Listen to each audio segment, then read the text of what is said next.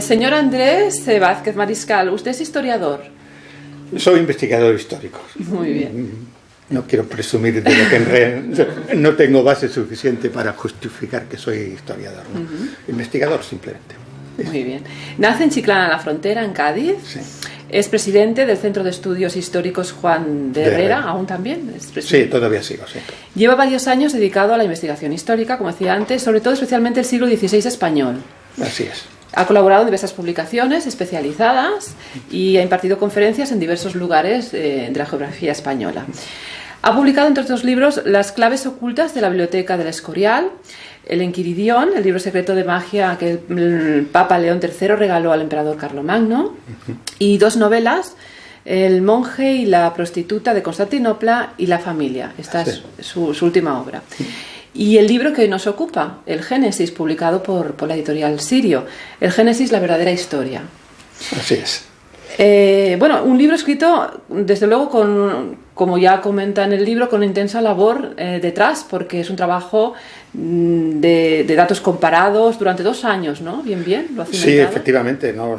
Es una investigación, sobre todo en el tema arqueológico e histórico del proceso de desarrollo del Génesis, que implica un arduo trabajo de investigación, ¿no? Clarísimamente, ¿no? Y le felicito. Pero lo ha hecho bajo una visión heterodoxa, eso doy fe. Eso es. Amena y desapasionada del Génesis. De hecho, conjuga lógicamente historia e investigación, pero además arqueología, biología, física, cosmogonía, ¿no? Se podría decir también un poco. Vamos a ir viendo cómo pone en tela de juicio la verosimilitud de algunos hechos narrados, ¿no? Bien por imposibilidad física, bien por contradicciones de los diferentes narradores, ¿no? Partimos del hecho de que se ha basado en las traducciones cristianas de la Biblia y los diferentes padres de la Iglesia, pero no en las escrituras hebreas. ¿Es así? Sí, efectivamente.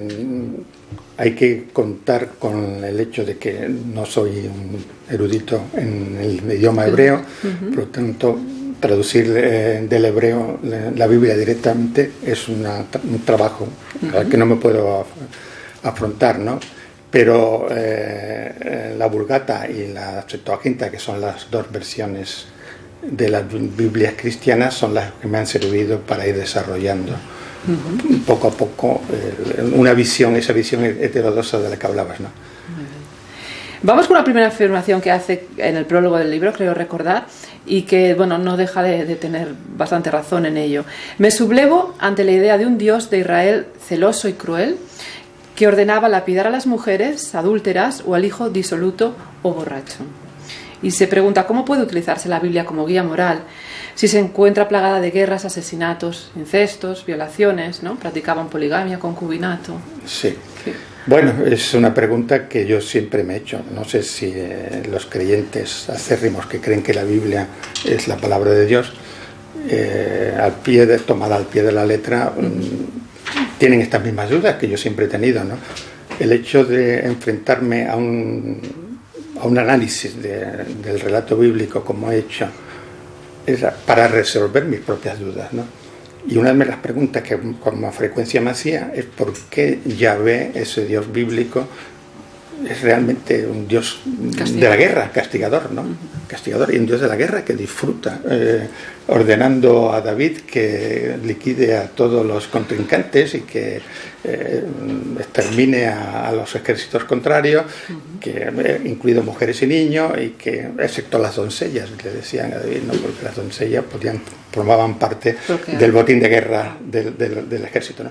Y este tipo de cosas es lo que siempre me había creado una inquietud y me obligó simplemente un buen día a sentarme delante con una Biblia en las manos y empezar a leerlo y a desmenuzar el texto, porque a veces se lee la Biblia pero se pasa de corrido sobre muchas cosas. Nadie se preocupa de profundizar un poco en lo que está leyendo, ¿no? Y esa ha sido mi labor en este libro, ¿no? Profundizar, ver si realmente la Biblia tenía razón al 100%, en muchos casos la tiene, en otras definitivamente no, y si lo que está contando tiene verosimilitud o no, ¿no? Pues vamos a verlo un poquito. Se ha considerado que mucho de lo escrito en el Génesis forma parte del acervo y la cultura de pueblos de Oriente Medio, ¿no? Sí. Sus ritos y mitos y leyendas como el diluvio, muestran un claro paralelismo, ¿no? Que no podemos obviar. Sí, efectivamente, o sea, está claro de que el primer patriarca, que fue Abraham, se trajo consigo pues todas sus creencias cuando partió de Ur hacia el norte, con su tribu, era un nómada. Se trajo consigo las creencias de la Mesopotamia de la época, ¿no? Y estaba el mito del diluvio, ya existía en 2000 años antes de que Abraham estuviera por el desierto camino del norte, y está reflejado en la leyenda de Gilgamesh, ¿no? O sea, está contado específicamente hasta el hecho de que en la leyenda de Gilgamesh aparece un arca donde se guardan los animales, donde se lanza una paloma para saber que la tierra ya estaba seca, sí, y tal, y con ello lo que hace la Biblia es copiar mitos anteriores, ¿no? No la Biblia, es el redactor bíblico. Hay que tener en cuenta que la Biblia es un conglomerado dicen los expertos, de cuatro fuentes diferentes, ¿no? Que alguien al final montó y escribió, porque fue una tradición oral hasta el año 300 a.C., cuando los judíos vuelven del cautiverio de Babilonia. Hasta entonces no había nada escrito, ¿no? Entonces, mantener una tradición oral 1800 años es complicado. Es complicado. Además hay partes que están eliminadas intencionadamente, ¿no? Sí, en los textos cristianos hay muchas cosas que se adaptan, ¿no? San Jerónimo, cuando tradujo la Vulgata, esa edición latina primera, lo que hizo fue adaptar muchos versículos para justificar luego el nacimiento y la aparición de Cristo, ¿no? Tanto es así que Benito Arias Montano, el confesor de Felipe II, cuando Felipe II le encarga que edite una Biblia políglota, se asombra. Benito Arias Montano sí era un hebraísta, ¿sí? Tenía relaciones con el mundo judío, conocía perfectamente hebreo. Él se asombra de que la versión de la Vulgata es tan diferente a los textos hebreos, ¿no? Y de alguna manera la Iglesia toma carta en el asunto y prohíbe rápidamente que se edite la edición que estaba haciendo Benito Arias Montano, porque determina en aquel momento que la única versión de la Biblia que se debía de leer y que era la palabra exacta de Dios era la Vulgata de San Jerónimo, y que si la Biblia hebrea tenía contradicciones, que la cambiara los judíos, ¿no? Pero, así que imagínate en este caso pues que efectivamente es poco creíble. Hay que tomarlo todo con pinzas, efectivamente. Una de las primeras contradicciones que hace referencia es en los diferentes nombres que aparecen en la Biblia para referirse a Dios, ¿no? Yahvé, Él y Elohim. Incluso a veces en escasos versículos, señala, nos aparecen los tres a la vez. Claro, efectivamente. Esto no dejo de sorprenderme la primera vez que profundicé en este tema, ¿no? Sobre todo si empezamos el Génesis, el primer libro de la Biblia, el primer versículo, y el principio Dios crió el cielo y la tierra, que es lo que dicen las Biblias cristianas. Sí. La Biblia hebrea no dice eso, ¿no? La Biblia hebrea dice en el principio Elohim creó el cielo y la tierra. ¿Qué significa esto? Pues significa que Elohim es un plural de Dios, de él o Elohá, ¿no? Elohá es el Dios eterno. Por lo tanto, los dioses crearon el cielo y la tierra. Y esto parece ser que se ha olvidado totalmente, pero si lo que tenemos que tener como cierto es la Biblia hebrea, que según la tradición judía, Yahvé contó directamente a Moisés en un momento determinado, pues no cabe duda de que tendremos que tomar en consideración que quien creó los cielos y la tierra en el principio fueron los Elohim, los dioses. Y aparecen a lo largo del texto bíblico en muchas partes. Hagamos al hombre a nuestra imagen y semejanza, ¿no? cuando expulsa a Adán del paraíso, en plural, se refiere al plural. El concepto del plural aparece en muchísimas partes, ¿no? Ahora, los exégetas bíblicos ultra ortodoxos o los cristianos, como muchos padres de la Iglesia, dicen, no, es que Dios habla en nombre de la Santísima Trinidad, ¿no? Pero la Santísima Trinidad es un concepto tardío del cristianismo, ¿no? Aparece hasta muy tarde, ¿no? Que no se puede referir a ella. Que ya no se podían referir. O sea, en la palabra hebrea que indica ese plural, no, o sea, eso de decir, creamos o creemos al hombre, a nuestra imagen y semejanza, es algo que implica unidad. O sea, no es una palabra ¿unidad? Que significa unitario, ¿no? Sí, sí. O sea, que no es algo que se pueda considerar que alguien está hablándose a sí mismo como una trinidad de concepto, ¿no? Es algo complejo, pero que está bien señalado en el libro, ¿no? Sí. Bueno, dice que ha escrito también este exhaustivo trabajo para contestar las preguntas que marcarían su juventud, ¿no? Sí, efectivamente. Por ejemplo, una de las primeras preguntas se plantea, bueno, ¿cómo puede crearse algo de la nada? Sí, esto es algo y habla del Big Bang, ¿no? Y recoge la información sobre la creación provocada por esa explosión, digamos, del primer átomo primigenio, ¿no? Que ahí la metáfora del átomo, del grano de mostaza. Del grano de mostaza, sí. Efectivamente, hay muchos... que esto se correspondería en realidad con la Biblia y con los estudios científicos. Efectivamente, hay una aceptación por parte de algunos eruditos hebreos del siglo XI concretamente, donde se habla que todo estaba contenido, el universo estaba contenido en un grano de mostaza, para especificar una cosa pequeña, ¿no? Como en este momento la teoría del Big Bang intenta demostrar, explicar que es que todo estaba concentrado en un punto infinitamente caliente, infinitamente de una presión infinita, y que a partir de ese momento se crea el universo. No podemos decir en contra de la Biblia que no hubiese habido alguien, ese creador, que fuera el que originara esa primera explosión, porque tampoco se entiende muy bien qué era lo que había antes de ese punto concreto, ¿no? Eso es lo que abordo a la hora de enfrentarme con la pregunta de cómo se puede crear de la nada y qué había antes de esa nada, para que se pudiera crear algo de la nada, ¿no? Claro, no fácil. Cuando la nada, como muy bien dice el diccionario de la Real Academia de la Lengua, es la negación absoluta del todo, ¿no?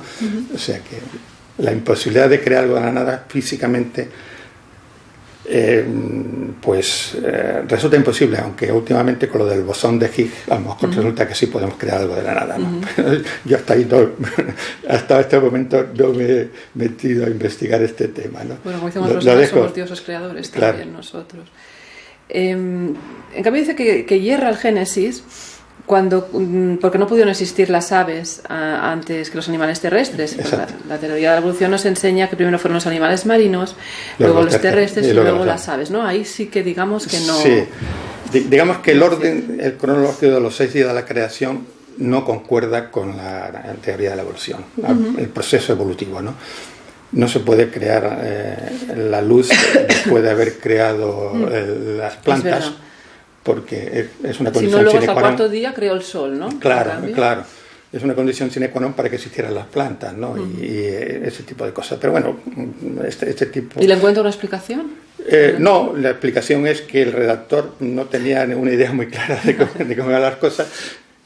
Yo, claro, utilizo esto para afirmar en muchos puntos del libro que no podemos creer a la Biblia al pie de la letra, ¿no? Porque estas contradicciones son manifiestas, o sea, es que las cosas son como son y no son de otra manera, ¿no? Quiero decirte que tenemos que considerar la Biblia como un relato, como lo que es, ¿no? Primero, como la historia del pueblo judío. Segundo, como una recopilación de historias de nómadas que las noches de plenilunio a la luz de la fogata en el desierto iban contando y que iban adaptando al oyente, ¿no? Y que iban adornando para hacer más atractivas las historias, y que esto durante 1800 años pues sufre una cantidad de modificaciones increíbles, ¿no? O sea, pensar que esa Biblia que es la palabra de Dios por una parte y por otra que es exactamente lo que ocurrió, a mí personalmente me resulta difícil de entender, ¿no? Sí, queda claro.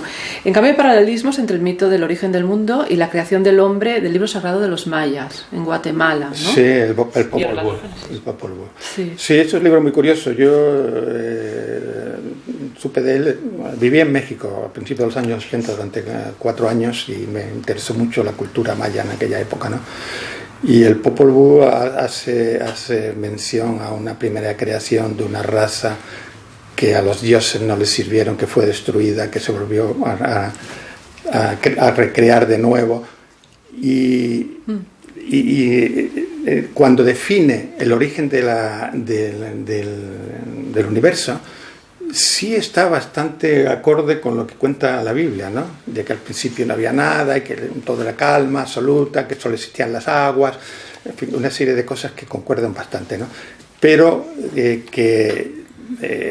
también el Popol Vuh podía haber estado influenciado, es un texto tardío también, ya estaban los misioneros católicos en la zona y podían haber estado los que escribieron esa tradición oral del Popol Vuh, pudo haber sido transmitida con cierta influencia ya del cristianismo, ¿no? Pero este libro sagrado de los mayas no coincide un poco en el relato de Enuma Elish, ¿no? Se llama También. Es muy curiosa sí. Y bastante heterodoxa, por cierto, lo que explica, ¿no? Habla de un grupo de dioses menores que bajo el control de Enlil, que parecía un dios superior, ¿no? Sí. Estaban obligados a realizar una serie de arduas tareas en la tierra. Exacto. Y dice simpáticamente, parece ser que se rebelan y se declaran en huelga, y los 3 máximos dioses acuerdan crear unos seres que serían el ser humano, los hombres y las mujeres, que trabajarían en lugar de los dioses menores. Exacto. ¿Todo esto? Sí, es una historia, bueno, está contada, están las tablillas que se encontraron en Ur, ¿no? Y es la historia de la creación por parte de la... Hay gente, bastante gente que lo ve como algo certero. Claro, efectivamente. El Enuma Elish, porque no es la primera vez que oigo hablar del tema. Sí, claro, y de alguna manera, bueno, yo lo he reflejado en el libro para contrastar con otros relatos contemporáneos de la Biblia, ¿no? Simplemente como una información paralela. Yo no hago disquisiciones si Enuma Elish es más verídico. Ni quita ni pongo rey, ¿no? Pero dejo que el lector se haga su propia composición del lugar, ¿no? Claro. Que es lo que he pretendido con este libro, ¿no? Darle unas pautas para que el lector reflexione. Claro. ¿No? Dice muy simpáticamente, en el Génesis Dios moldea al hombre con la mejor arcilla y se pregunta si tan especiales éramos los hombres, los seres humanos, que tuvo que intervenir directamente, porque en el caso del hombre es así, ¿no? Claro. No, es que... la metáfora también, ¿no? De la amalgama, comenta, la charca cenagosa donde realmente procede la vida. Claro, efectivamente. Hay que tener en cuenta que, según la Biblia, Dios crea el universo a su voz de mando, ¿no? Hágase la luz, hágase tal. Pero cuando llega el hombre, no. Cuando el hombre se rebaja a coger una arcilla, remodelarlo. Es todo como más laborioso, realmente pone... Claro, lo hace con sus manos, ¿no? Sí. ¿Esto es un privilegio o qué es, no? Por la raza humana tenemos el privilegio de haber sido remodelados por Dios, o es una indicación de que hubo una manipulación genética en un momento determinado, como muchos amantes del esoterismo y de las cosas pues sugieren, ¿no? De que en realidad esos 4.000 años que dice la Biblia que antes de Cristo, que tiene la existencia del universo desde Adán y Eva, se cuenta la cronología bíblica, llegamos a 4.000 años, y a 4.000 años aparece Jesucristo, ¿no? Pues quiero decir en un momento determinado que ese primer hombre no fue el primer hombre en realidad que existió. Ese Adán no fue el primer hombre, sí, probablemente el primer ancestro de la raza judía, ¿no? y que pudo haber sido manipulado, pues está la teoría de los preadamitas, porque fíjate qué cosa más curiosa, que, bueno, lo cuento aquí, no lo cuenta la Biblia. Expulsa a Yahvé a mí me gusta llamarle Yahvé, no me gusta llamarle Dios, porque Yahvé es Yahvé y Dios es otro concepto religioso diferente al Yahvé del bíblico, ¿no? Del que tratan el libro. Sí. Yahvé expulsa del jardín del Edén a Adán y Eva, y de Adán y Eva tienen 2 hijos, Caín y Abel. Sí. Caín mata a Abel y Dios lo maldice a Caín. Se supone que no había nadie más en el mundo salvo Adán, Eva, Caín y Abel. Y Caín huye y se va a encontrar una novia y una mujer, claro, a la tierra. Alguien más sabía. Claro. Y entonces, ¿quiere decir esto que había más gente? Lo dice la Biblia, lo digo yo, ¿no? Sí, sí, sí. Y entonces esto sugiere a muchos estudiosos del tema que efectivamente hubo una raza anterior de la que se desprendió esa rama que protagonizaron a Adán y Eva como primeros padres, ¿no? Pero de una raza lateral, opuesta al origen realmente de la vida, ¿no? O sea que estaríamos hablando de razas que desaparecieron y que pervivieron como el Homo sapiens a través de ese Adán y Eva, ¿no? Si se hace el recorrido inverso a través de buscando a la Eva mitocondrial. La iba a comentar, porque realmente la ciencia ha demostrado que existe. Que existe, ¿no? Que hay un origen único. Descendemos, el Homo sapiens actual desciende de una madre común, ¿no? Llamada la Eva mitocondrial, ¿no? Así que esa Eva tiene una edad de 40 o 50.000 años, o sea, no es mucho más anterior. Sin embargo, tenemos constancia de que hay fósiles suficientemente más antiguos. Hay en Atapuerca, por ejemplo, de medio millón de años, ¿no? ¿Qué era lo que proporcionaba el fruto del árbol de la ciencia y la vida? ¿La inteligencia, tal vez? Aparte del símbolo de la manzana, pero ¿qué era lo que sí, parece que lo que hacía hacer como dioses, si se comía del fruto del árbol prohibido, era sabedores del bien y del mal. Era la inteligencia. Pero por otra parte, más adelante el Génesis habla de otro árbol que era el árbol de la vida, o sea, el que te hacía ser eterno, ¿no? Sí. Como los dioses, en la que también Yahvé se queja en un momento determinado y usa como argumento para la expulsión del paraíso después de haber comido del árbol del bien y del mal, ¿no? Es decir, no vaya a ser que coma también del árbol de la vida Adán y Eva. Es cierto, sí, he confundido y he dicho. Sí, y entonces mejor los expulsamos y no tener acceso, ¿no? Pero sí, es curioso, ¿no? Aparte de que tampoco tenemos muy claro si la manzana es la fruta prohibida o no, porque parece que es un error de una traducción bíblica, ¿no? Porque allí, digamos que no sería el fruto que se claro, no era de esa época, ¿no? Sí, la manzana es un fruto original de China, curiosamente, y no se daba donde se suponía que estaba el Edén, ¿no? Claro. Era en el norte entre el Tigris y el Éufrates, ¿no? En la zona de los 2 ríos que dicen que atravesaban el paraíso, la Biblia, ¿no? El creciente fértil, no me salía la palabra, el creciente fértil, toda la zona norte de lo que hoy es la parte norte de Siria, Turquía, etcétera. Y bueno, y la serpiente, porque se simboliza con Satán, con Lucifer, que en realidad Lucifer significa portador de luz, ¿no? O con claro. Lilith. Sí, efectivamente. Bueno, la palabra que define la Biblia hebrea, o que da la primera palabra hebrea para serpiente, también significa ángel, curiosamente, ¿no? El hebreo tiene el idioma hebreo, me refiero, tiene esas incongruencias, como al no tener vocales y tener solamente consonantes, sí. Permite introducir vocales intermedias que puede confundir, ¿no? Pero en fin, está considerado que la palabra que aparece en la Biblia como serpiente significa también ángel. Y Lucifer era el portador de luz, era un ángel, no estamos hablando de una serpiente típica, ¿no? Porque además la serpiente no seguía. Cuento una anécdota ahí curiosa, ¿no? en la que la serpiente debería haber tenido patas antes de ser la serpiente actual que conocemos, porque Dios, Yahvé la condena a arrastrarse por el polvo, ¿no? Pero esta serpiente probablemente, bueno, pues esto es una historieta que ¿qué sentido puede tener? Salvo que creamos en que en los espíritus puros y la rebelión de los ángeles contra Dios, y que ese Lucifer lo que quería era estropear esa creación de Dios que era el hombre, y para ello induce a Eva a comer de la manzana y dársela a comer a Adán. Y pues bien, pero no hay explicación lógica para la historia de la manzana y del árbol, ¿no? Y sobre todo del paraíso, ¿no? Donde estaba ese paraíso, donde estuvo, que fue de él. Athanasius Kircher, que es un jesuita que escribió en el siglo XVIII sobre este tema, dice que probablemente desapareció con el diluvio. Otros hablan de que hay padres, pero no hay una ubicación no hay concreta. ubicación, no hay manera de saber dónde estaban.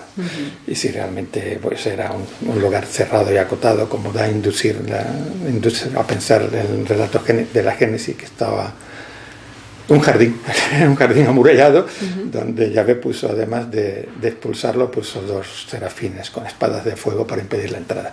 Podía haberlo destruido tranquilamente, para que molestarse en poner guardas para que no entres. También la Biblia se hace referencia a una raza de gigantes, los Nefilim, ¿no? Y también hablan de ellos la mitología griega, que parece que desaparecieron después del diluvio, ¿no?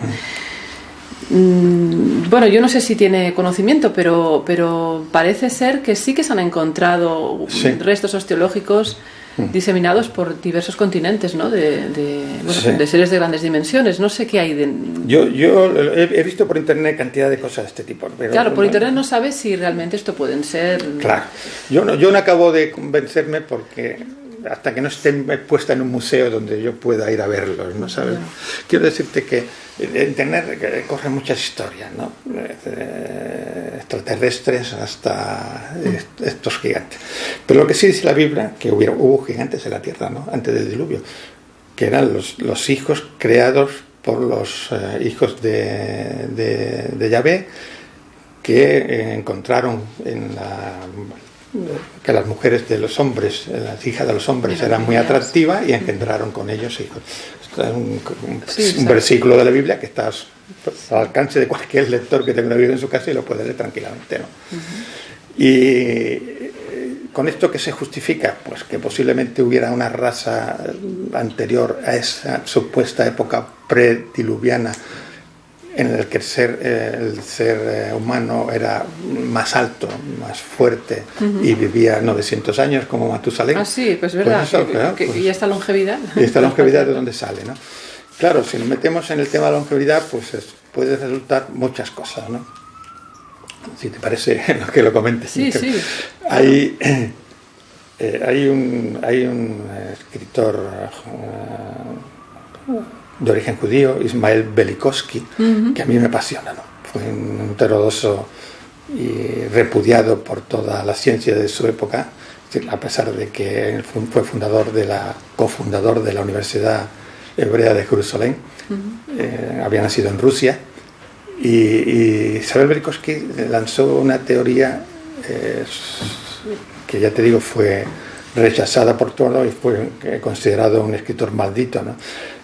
Y él habla, refiriéndose a la longevidad de los patriarcas, que probablemente la Tierra, antes del cataclismo que original del diluvio, girase a mayor velocidad de lo que ahora gira. Con lo cual, me refiero alrededor del Sol, con lo cual los años serían más cortos.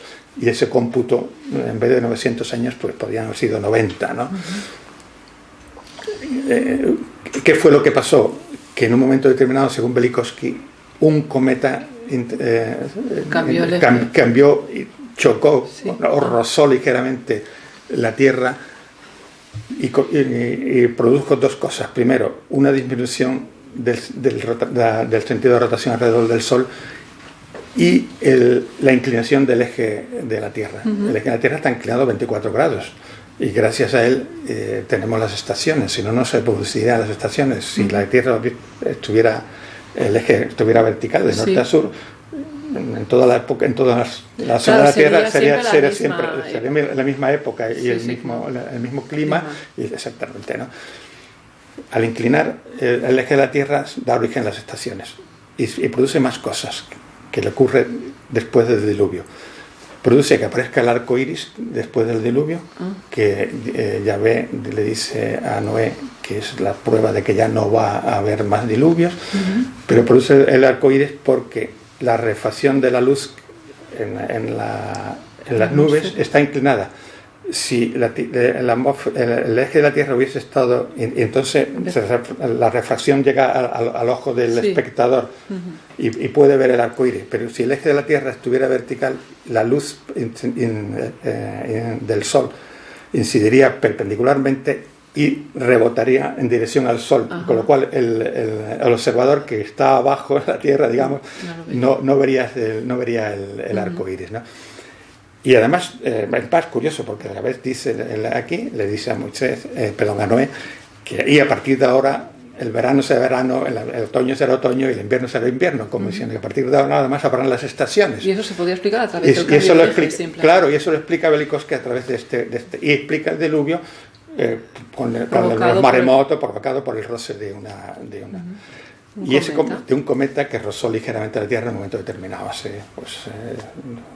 él lo calcula como hace 3.000 años, una cosa así, o sea que es una cosa relativamente reciente, ¿no? Que desaparecieron esas civilizaciones que posiblemente fueran esos gigantes de los que hablábamos antes, ¿no? O seres, digamos, de una capacidad más extraordinaria de la que tenemos ahora. Más fortaleza, o bueno. Porque cambia también, ¿sabes qué pasa? Cambia también en la gravedad de la Tierra. Al cambiar la gravedad de la Tierra, si había menos gravedad, la existencia por ejemplo, de los dinosaurios y de los esos seres monstruosos probablemente fuera debida a que la gravedad de la Tierra era menor de la que es ahora, ¿no? De la que es ahora, y probablemente el ser humano también hubiese alcanzado una dimensión mayor a tener una gravedad menor la Tierra de la que tiene ahora, ¿no? Cosas curiosas de la ciencia. Curiosas de la ciencia, ¿no? De hecho, pero en el Golfo Pérsico sí que existen evidencias de fósiles de origen marino. Esto usted lo señala, a gran altitud sobre el nivel del mar, que daría a pensar que algo ocurrió. Mejor no fue un diluvio universal, pero en la zona algo importante ocurrió. Sí, hay dos teorías para esto. Primero, que esas montañas surgieron a través de esa catástrofe, que es lo que dice Velikovsky, que no existían. O sea, que estaban, el terreno era llano en un momento determinado. Y terremotos también. Y terremotos alzaron esas montañas, por lo tanto todos los restos de fósiles de origen marino podían haber subido con la montaña en sí. Pero en fin, estas teorías son dificilísimas de justificar científicamente, ¿no? Pero bueno. Un dato anecdótico es que hace tiempo salió en la revista Life, se aprecia, parece, ¿no? Apreciarse la imagen de las estribaciones en el monte Ararat de un objeto que parecía el arca. Sí, ¿no? Sí. Y la pregunta es, ¿realmente descansa el arca en el monte Ararat? Bueno, esto es una leyenda como otra cualquiera, ¿no? Lo considero una leyenda. Pero vamos a hacer caso a la Biblia. Y lo que efectivamente un avión de las Fuerzas Armadas turca tomó una fotografía que publica Life, parecía que era había un perfil de un barco. Sí, yo la he visto, realmente parece. Y se hizo una investigación reciente, ¿no? Un investigador norteamericano pues llegó a ese sitio y comprobó que había unos restos fósiles. Él asegura que son restos de madera fosilizada, pero al final se ha demostrado que es una anomalía geológica, ¿no? Una casualidad geológica, porque no tiene sentido que el arca, si realmente existió, tuviera la forma de un barco actual, porque para flotar en el agua no necesita tener una proa ni una popa tal como lo tienen los barcos para autopropulsarse, ¿no? Y ese objeto tenía una proa afilada y tenía una popa redondeada, ¿no? Parecía tener una proa afilada y parecía tener una popa redondeada. Más bien, El arca, como lo define y las instrucciones que da Yahvé a Noé para su construcción, era un cuadrado, era un cajón flotante, sin más, ¿no? Que la única misión que tenía era flotar, quedar a merced de las olas y a esperar que bajara el nivel del agua y quedarse donde quedase, ¿no? Ahora, que quedó en la cima del Monte Ararat, el Monte Ararat, insisto, puede haber surgido, aunque parezca mentira, después de ser un belicoque de ese cataclismo, ¿no? Y pudo haber quedado pues no sé, en una zona alta, en una ladera, en fin, vaya usted a saber si en realidad el arca existió y si está por ahí, ¿no? Y si alguna vez se encontrarán restos del arca, pero yo dudo mucho de que una leyenda mitológica como esta pues aporte luego sus bases para justificarla y quererla, ¿no? Lo que sí no podemos negar es que el pueblo elegido, el pueblo judío, ha pervivido en el tiempo y ha pasado todas las dificultades hasta los días de hoy, ¿no? De hecho, es el único pueblo que pervive de todos los que habitaban el Mediterráneo, ¿no? Efectivamente, ¿no? Sí, yo supongo que gracias a que han mantenido una pureza de raza a lo largo de los siglos, o unas creencias religiosas muy fuertes, y eso les ha permitido pues en todos los avatares, desde el cautiverio de Babilonia hasta programas por todas partes del mundo y hasta el nazismo reciente, ¿no? No, es un pueblo, yo diría, duro de pelar y difícil de extirpar de la faz de la tierra. ¿Gracias a qué? Pues yo creo que esa unión que tienen religioso y como raza, ¿no? Como pueblo, esa creencia de que es el pueblo elegido de Dios y que tienen que pervivir, les ha permitido efectivamente eso, ¿no? Sobrevivir, ¿no? Sí, pues anda por todos lados. A mí me maravilla el pueblo judío, francamente es un pueblo admirable, ¿no? Vamos a hablar de Sodoma y Gomorra, Sí. Porque Yahvé hizo llover azufre y fuego, ¿no? Sí, sobre estas ciudades por la impiedad de sus habitantes. Bueno, ya sabemos un poco la de historia, ¿no? De Sodoma y Gomorra, de aquí nos han hecho muchas películas al respecto. Sí. Pero parece ser que lo que en realidad solo, no sé si lo da por válido o no, las ciudades, fue a raíz de un terremoto que parece ser que había debajo petróleo o materiales inflamables, ¿no? Y a raíz... Sí, básicamente probablemente gas, ¿no? Pero bueno, ahí si nos centramos primero en localizar dónde estaba Sodoma y Gomorra, si realmente existieron, no hay restos arqueológicos claros de que estuvieran, hay ciudades... que está al sur del Mar Muerto. Esa es una zona, digamos, muy llana, de consistencia arenosa y pantanosa, porque el Mar Muerto posiblemente ocupara hace 2 o 3 mil años una amplitud mucho más grande de la que tiene ahora. El clima fue desecándolo poco a poco, como ha pasado con el lago Ararat y ese tipo de estos lagos que se están desecando, ¿no? Bueno, si consideramos que esa es la zona, que ahora está dividida, pertenece prácticamente a Jordania, probablemente, bueno, parece ser que tiene en el subsuelo bolsas de gas y posiblemente petróleo. Hay petróleo porque estaba, según Flavio Josefo, el escritor, el historiador romano, judeo romano, que escribió en el año 70 sobre el tema, hablaba de un lago que llamaba el lago Asfaltitis, porque había bolsas de asfaltos que se cogían fue un negocio redondo que tenían los habitantes de la zona, porque el asfalto se usaba y se vendía a Egipto para momificar a las momias, curiosamente cosas así.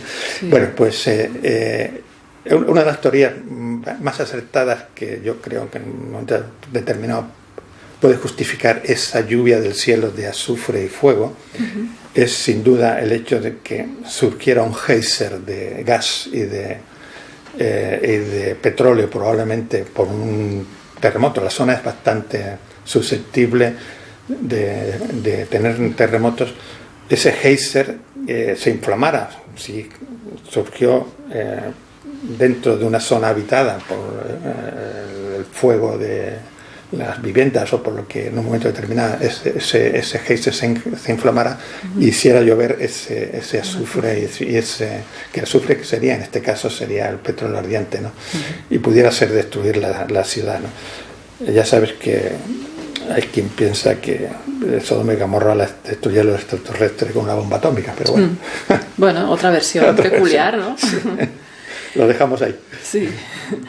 Es curioso porque en la Biblia y también en algunas culturas actuales la unión que existe entre los hermanos la refleja como muy poderosa, le da mucha importancia. Así es, ¿no? En cambio, parece ser que aquí en la cultura occidental se prioriza más la relación entre esposo-esposa, ¿no? Hombre-mujer. Claro, sí. Pero es verdad, ¿no? Que los hermanos, sí, la relación de hermanos es algo sagradísimo, más que por encima de cualquier cosa. Sí, bueno, una de las cosas que la ley de Moisés impone es la ley del levirato, que es decir, que el hermano, vamos a ver, te tienes que casar con la viuda de tu hermano, ¿no? Y implica que de esa manera mantener la unión familiar en el más estricto grupo posible, ¿no? Efectivamente, la hermandad entre el pueblo judío pues es realmente algo, para mí, lo mencionaba antes, uno de los temas que más me hacen pensar que ayudaron al pueblo judío a sobrevivir, ¿no? Y en la cultura occidental no cabe duda de que la unión entre marido y esposa pues es la que más une en un momento determinado. Los hijos unen más que los hermanos, pero en la cultura hebrea creo que es al contrario, ¿no? También otro tema es la preocupación por la esterilidad de las mujeres, ¿no? Sara con Rebeca, ¿no? Rebeca. Claro, es algo trágico para estas tribus el tema de la fertilidad, ¿no? Se vivían así, porque en el desierto, si no había descendencia, ¿no? Sí. No podían sobrevivir, dice. No. Hay que tener cuanto más hijos posible, mejor. Primero, los necesitaban incluso como guerreros, ¿no? O sea, necesitaban, las tribus tenían que autodefender, tenían sus propios ejércitos, por lo tanto, esa descendencia cuanto más mejor era increíble, y además Yahvé ya lo impone, ¿no? Ya le dice a Abraham en un momento determinado que se de multiplicado, es lo primero que impone Yahvé, y Abraham que le va a dar descendencia como las estrellas del cielo y las arenas del desierto, ¿no? Tan numerosa como las estrellas del cielo y las arenas del desierto, y que Rebeca pues fuera estéril era una verdadera tragedia, ¿no? Por eso Isaac le ofrece a Abraham Rebeca Agar, que era una criada que tenía para que engendre en ella el hijo que no pudo tener, que tiene a Ismael. Abraham tuvo dos hijos, Ismael y Isaac, y de Isaac descendemos teóricamente todos los demás, o desciende el pueblo judío, y de Ismael son los ismaelitas, o sea, de lo que descienden los árabes actuales, ¿no? Sí. Los semitas. Abraham es el patriarca de las tres grandes religiones, ¿no? De la musulmana está considerado el primer patriarca, la cristiana y la judía, ¿no? Así que efectivamente era una verdadera tragedia, básicamente porque se necesitaba como autoprotección tener una descendencia, y para evitar la extinción había que tener una descendencia importante, ¿no? El final del libro le dedica a José, que es el 11º hijo de Jacob, ¿no? Sí. Que es vendido a unos mercaderes. Sí, por envidia de los hermanos. Sí. Sí, de esclavos a través de sus hermanos. Y llega a Egipto con unos 17 años de edad, ¿no? Más o menos. Parece que era bien parecido. Sí, era muy guapito, eso sí. Además tenía unas tendencias muy especiales, muy particulares, ¿no? El faraón se encandiló. El faraón se encandiló. No, se encandiló Putifar, que era el jefe el jefe del ejército del faraón, ¿no? Pero sí, sus hermanos le tenían mucha envidia porque era el ojito derecho de su padre, ¿no? Y el padre le compraba túnicas de colores, con manga y floreada que solo llevaban las mujeres. No lo estoy inventando, está escrito aquí. No, sí. Sí, y se describe incluso el tipo de túnica que tenían las hijas de David. Del rey David eran iguales que llevaban. Entonces, bueno, la historia merece todo conocida, ¿no? Un día que estaban cuidando los rebaños, lo encierran en un pozo y le dicen, matan a una oveja, tiñen con la sangre de la oveja la túnica de José, se la enseñan a su padre, que ha muerto, y lo que hacen es venderlo, ¿no? Y cuando llega a Egipto como esclavo, efectivamente, Potifar le gusta, y bueno, pues en un momento determinado el faraón tiene aquellos sueños de los 7 años de prosperidad y los 7 de hambre, y el único que es capaz de interpretarlo es José, ¿no? De interpretarlo y de sugerir lo que se debía de hacer, ¿no? Que era comprar y acumular y almacenar el trigo para esperar los 7 años de escasez, ¿no? Así que el faraón, viendo lo bien que había surtido efecto los consejos de José, es cuando lo nombra, digamos, ministro plenipotenciario en Egipto, y es cuando hace traerse a sus hermanos que vivían lo que ahora es Israel, ¿no? Y bueno, en realidad no los hace traer, sino que ellos vienen a comprar trigo porque la escasez había en toda la zona, ¿no? Él los reconoce, los encarcela, los acusa de espía, de robarle la plata, pero luego es simplemente para poderlo traer. Y es el origen de ese pueblo que llega a Egipto y que 400 años después ha crecido tanto que el faraón manda que eso está contado en el Éxodo, ya es un libro aparte que también tengo por ahí, ¿no? Escrito. El faraón manda que los hijos de los judíos que prosperaban muchísimo siguiendo las órdenes de Yahvé, pues que fueran exterminados. Ahí surge la historia de Noé, el niño que la madre oculta y mete la cestita en el río Nilo para liberarlo de la persecución del faraón, ¿no? Y ese pueblo judío vive en Egipto esclavos desde que muere José, cuando el faraón siguiente se da cuenta de que ya son muchos y que podían aliarse. Esa es una historia un poco larga, ¿no? Porque habría que contar también, empezar a hablar de los Ixos, unas tribus que aparecían en el norte de Egipto. De pastores, que se supone que provienen los actuales. Claro. Pero en fin, en resumen, que efectivamente llega Jacob con sus 12 hijos a Egipto, y a partir de ahí la historia tiene una interrupción de 400 años y aparece cuando llega Moisés a liberarlos de la esclavitud, ¿no? Bueno, todo esto y mucho más está en el libro. Sí, todo esto está mucho más, ¿no? Hay una anécdota muy curiosa. Sí. Pero he dejado para el final una reflexión, también para que la gente que lo esté ahora viendo y escuchando pueda reflexionar. Se pregunta por qué no mantiene Yahvé a su pueblo en Canaán, protegido de sus enemigos, hasta haber hecho de él una gran potencia. En cambio los lleva por los caminos más complicados, ¿no? Los tiene obligándolos a vagabundear por el desierto. Sí, claro, es algo que parece absurdo, ¿no? Pero yo aporto una reflexión y una teoría sobre qué pudo realmente suceder, ¿no?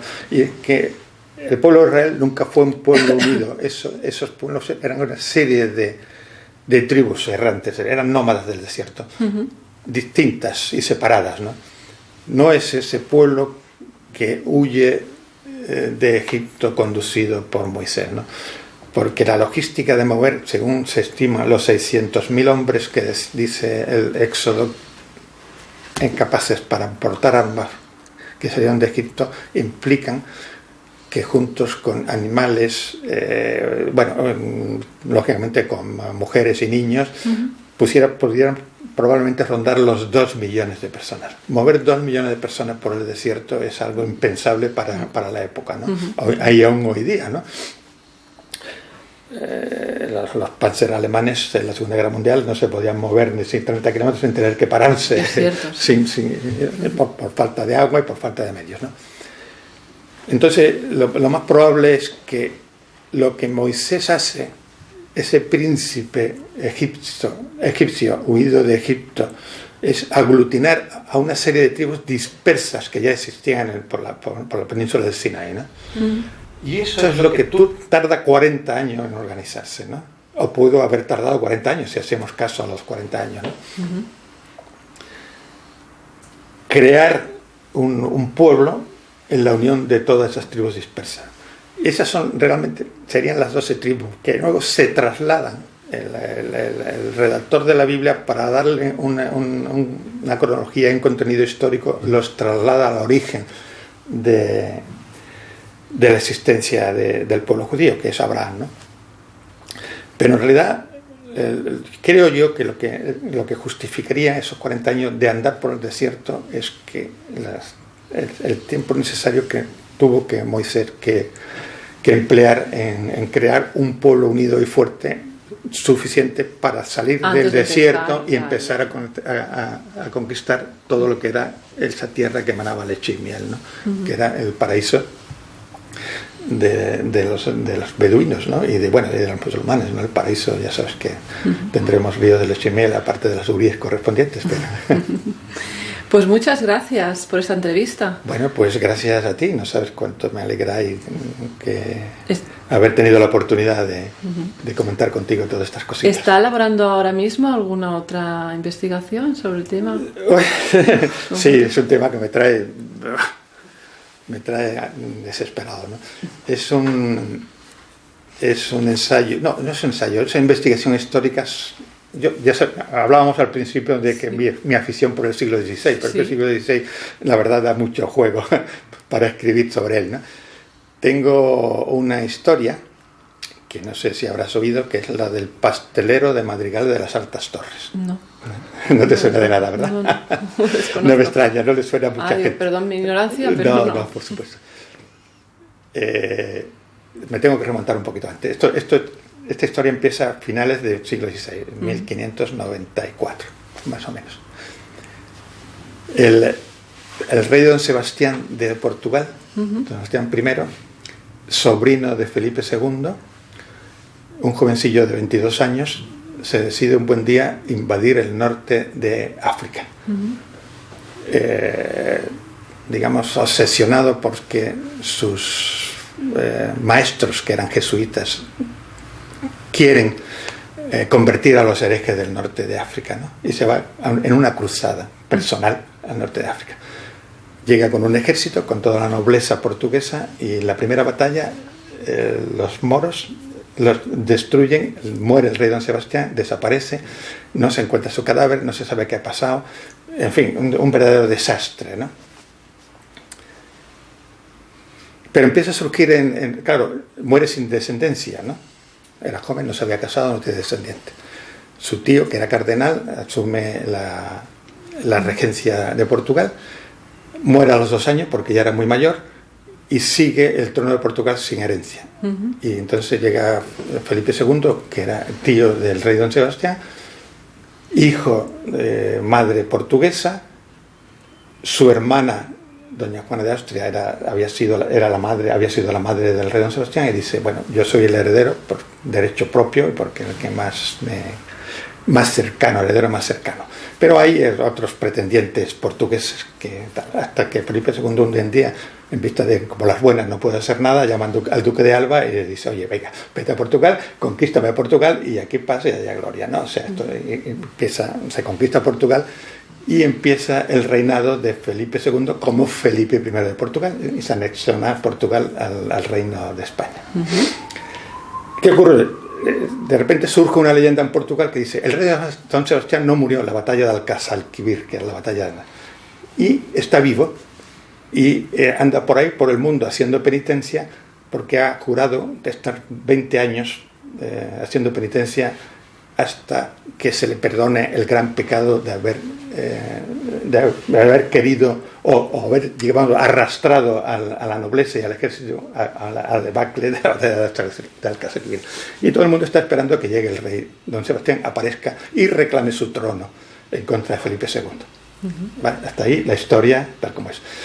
Madrigal de las Altas Torres, un pueblecito ahí en Ávila, que hay un convento de monjas agustinas recoletas donde la nobleza de la época metía a las hijas bastardas de los nobles, ¿no? Entre ellas a doña Ana de Austria, hija bastarda de don Juan de Austria, y hijo bastardo de Carlos V, padre de Felipe II. Y hay un fraile portugués, que es Fray Miguel de los Santos, que dice que es el confesor y el vicario de este convento, ¿no?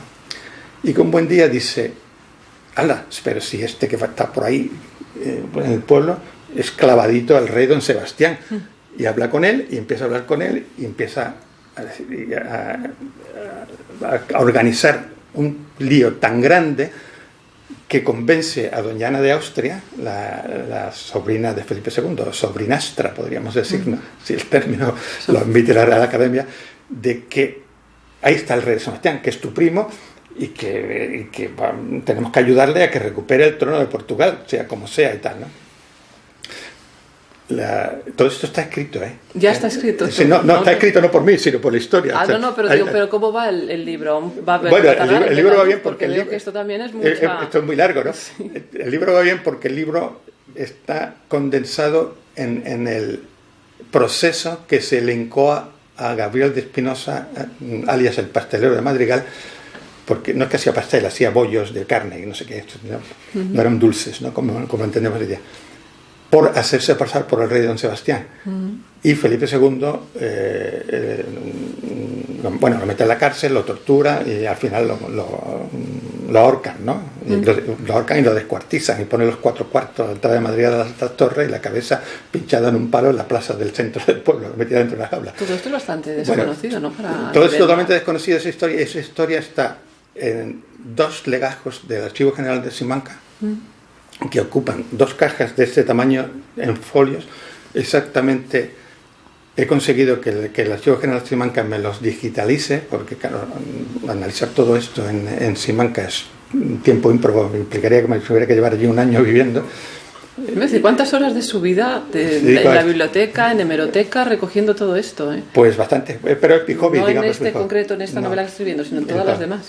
Es mi hobby, ¿no? Es la ocupación de un jubilado que no tiene otra cosa mejor que hacer que dedicarse a estas investigaciones, ¿no? Leer estos 600 y poco de cartas entre el alcaide de la Cancillería de Valladolid, que toma preso a Gabriel de Espinosa, y Felipe II dándole cuenta de lo que hace, lo que ha dicho y lo que nos pasa, y del juicio, y lo que declara y no sé qué, pues es un trabajo ímprobo, ¿no? Sí, porque de las 648 cartas solo tengo descifradas hasta ahora 38, llevo como 3 meses. Y las va a leer todas. Intento verlas todas porque si no de manera, ¿no? Con la dificultad que implica leer una sí, claro, tipo de escritura, paleografía que se llama, que bueno, seguro que hará una obra excelente. Pero haré una obra que intentaré que no sé, que sea amena, pero que me va a llevar otros 2 años casi seguro, ¿no? Pues le deseo muchos éxitos. Muchas gracias.